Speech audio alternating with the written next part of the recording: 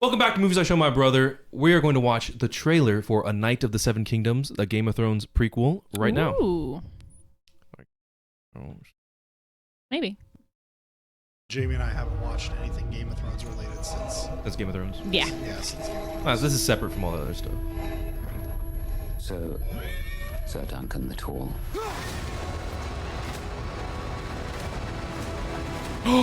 That's cool. How good a knight are you? You'll see.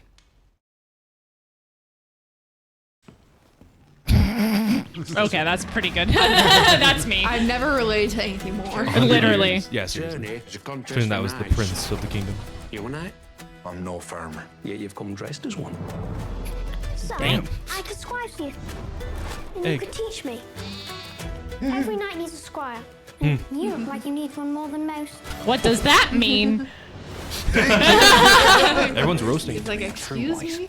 Not with sword or lance, but Oh. with honor. And I swore that I would. What's this? It's a hedge knight, ain't it? What? It's like a knight, but sadder. Dang. Not sad. If I could call myself a champion, some great house might take me into its service. Perhaps even House Targaryen. Targaryens, they're incestuous aliens. Tyrants. Some things didn't change. Sir Duncan the Tall. Arion would like your head. And I like the my gods head. figure this is what I deserve. Come on, little knight. Aryan Targaryen. I ask you again, That's a sick helmet. how good a knight are you?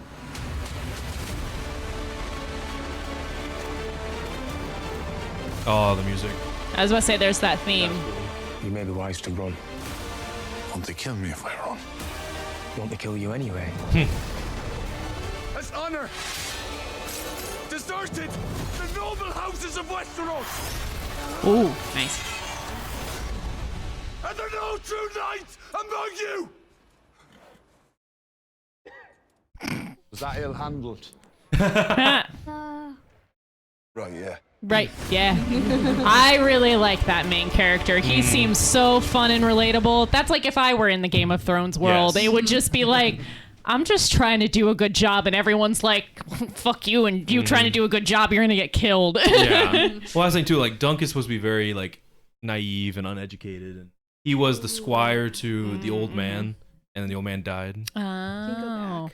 Go back. There's a helmet. Look at that. With Yeah. the That is a antlers. cool That's the- helmet. That's the Lord of House Baratheon. Mm-hmm. So the king of the Game of Thrones. That's his, like, grandfather. Mm-hmm. Or- Had a sick ass I- helmet. Yeah.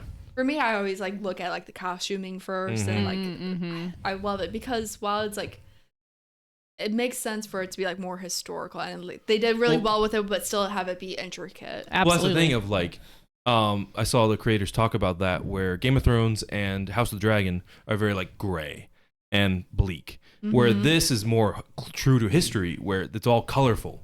Like all the houses have their own colors and they have their banners, and the book makes a very clear point of that when Dunk first gets there, that their tents are massive and their colors are everywhere and their shields are intricate. Because And this that- was, and correct me if I'm wrong, like Targaryen's like quote unquote like golden age. No, this is after the House of the Dragon, so there's no dragons.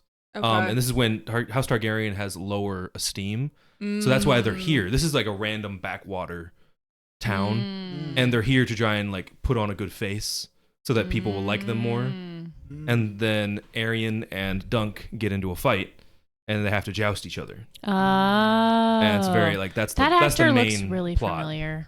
Dunk? Or this Yeah. guy? Dunk. I Which don't is know. just I a don't know what cool he's name. in. He just, oh, well, look it that's up. gonna bother Yeah. me. To me, he looks like Kristoff. A little bit, Yeah, yeah. he does, actually. Yeah. You are, Yeah. that might be it.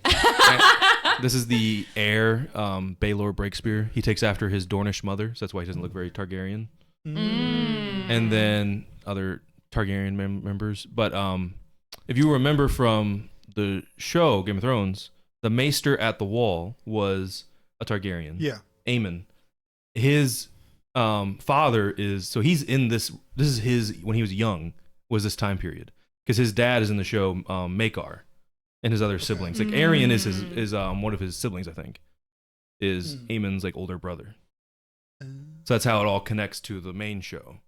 Okay. And it's very cool. Well, I'm excited. It's interesting because I don't know, like, original Game of Thrones was very good at the whole, well, for a long time, it was very good at taking typical fantasy tropes and flipping them on their head. Like, the honorable Ned Stark doesn't really actually get, like, karma doesn't come back around to reward his honorable nature and the way that he decides to handle everything, and, like, with noble intentions and stuff, he gets beheaded and nobody stands up for him and everything. And it's like a complete subversion. I mean, people way smarter than me have talked about this a lot, about how, like, it's complete subversion of the fantasy trope and everything. And it's really interesting and really cool. And you see that, like, again and again and again. And even Jon Snow eventually, in a way, dies for being honorable as well. But it just so happens that, at least in his character arc, I think the reason that it works is because he doesn't suffer from the same, like, bane of nobility that his adoptive father did, where it's like he was willing to put aside his honor in order to make friends with the wildlings, because he knew that ultimately that was the more helpful thing to do, not just for his people but for their people, to forge that alliance. The noble honorifics of, like, Ned Stark wouldn't have allowed that. He would have been like, no, we're enemies, like, that's how this works. But I'm very curious, because this is all of, like, seems at least Duncan the Tall is very honor. I mean, literally his whole thing is honor. That it's like, if he has nothing else, at least he has honor, it seems like, because it doesn't paint him much as, like, a really strong knight or anything. And so I'm very curious if this prequel also attempts to subvert or, like, twist. I would say it might be more. Themes. I haven't finished it. Sarah and I started the novellas, and I have no idea. I think it's more true to the themes, where, because it's very renowned, these novellas, for being some of George R. R. Martin's best work, because people love these characters and how he wrote them, and how because the main character, you know, it's called A Game of Thrones. They're all fighting for the throne. In this story, it's Dunk and Egg, you know, traveling, doing these wacky adventures, but they're, like, with the small folk, with the poor people. Like, the princes are in this, but they're not. It's not about them. You know what I mean? They're just in. There's there. They're the political theater going on in the background while we're down here on the focusing on Dunk and Egg. I think it's very cool, and, like, gives a. And you and I have talked about it before, where I wanted a story like this, where it's like a perspective of a random small folk, random farmer. And not, like, it's all, like, because we talk about how in stories, and especially fantasy stories, everything has to be the end of the world.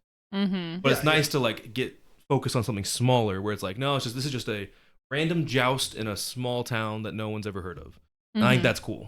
You know what I mean? Absolutely. Well, and it's funny because that is also the more typical fantasy layout. You have a random nobody, air quote, like, I think of the Belgariad, a random nobody who grows up in a farming village or whatever, and grows up and so then whisked off into this adventure into worlds he knows nothing about. Right. And it's like they usually have some kind of mystical connection or bloodline connection to some noble, powerful person. And they have the object of power that they're after. Exactly. But they as a person are largely disconnected from all that stuff. Like, usually, like, they just grew up on the farm and they just know cooking in the kitchen and going out and tending to the animals and everything, and then they have to grow up and become this noble warrior and stuff like that. But, which seems like, that's why I was pointing that out, because that's what Duncan seems like. That's very cool. It's a good way to put that. And when I don't want to spoil it, so when the reveal comes out, like, how Duncan does get, like, rewarded for all of this at the end of the books. Like, all the books, I think I haven't read them, obviously, but are very much, like, smaller stories. And they go into the Blackfire Rebellions, which are cool, which is an offshoot of House Targaryen, which I hope, if they're already shooting season 2, so hopefully next year season 2 comes out, and that'll go more into that one. And then, because I'm rusty on my Game of Thrones lore, I watch a lot of YouTube videos about it. Because by the time we get to Daenerys and her brother, they're believed to be the last Targaryens, right? Okay, that's what I thought. But in the books, which we should all read, which I have them. Haven't read them, but I have them. The books go more into the Blackfire House, where they are believed they were an offshoot of one of the King Aegon's, where he had many bastards and he legitimized them. So Daemon, he gave his oldest bastard the sword of House Targaryen, Blackfire, and he named himself Daemon Blackfire. Oh, that's cool. And so he thought he was the legitimate prince of the heir. To the and Iron Throne. so there was a civil war, and there have been multiple Blackfire rebellions since. So in the book, there is a young Prince Aegon, which everyone thinks he's a fake Prince Aegon, son of Rhaegar Targaryen. Okay. Who, remember, the Mountain supposedly killed him. Yeah. But they think that he got smuggled out and replaced with a different kid so that he survived. But everyone believes that that's actually a Blackfire kid. Which I think is very cool. And they didn't go into any of that in the show. Oh, there's so much. There's so much that the show doesn't go into. There was a whole thing about Lady Stark. Yeah, Was, like, where she gets resurrected. In the books. Lady Stoneheart. I didn't know Yeah. that. I didn't know that either. I found out one day and I was like, wait, hold on, what? And they're like, oh yeah, she's a big character and everything. Like, She's a fire white. yeah, she's got powers and shit. And there's a I'm like, theory wait, that what? she'll help resurrect Jon Snow somehow. That all, not sure how that ties They leak together. books and stuff. Yeah. You know. It's interesting. Because people One have day. had like 12 years to theorize Yeah. about the next book.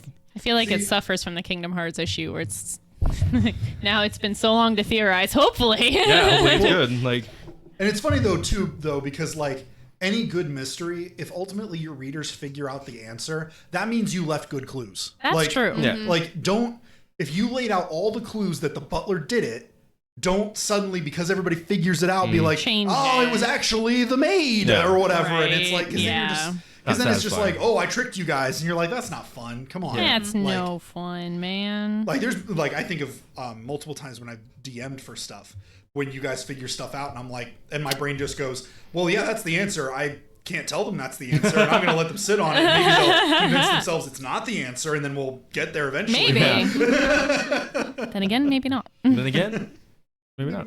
Anyway, we will be watching Night of the Seven Kingdoms, and I hope you do too. See you next time. Bye.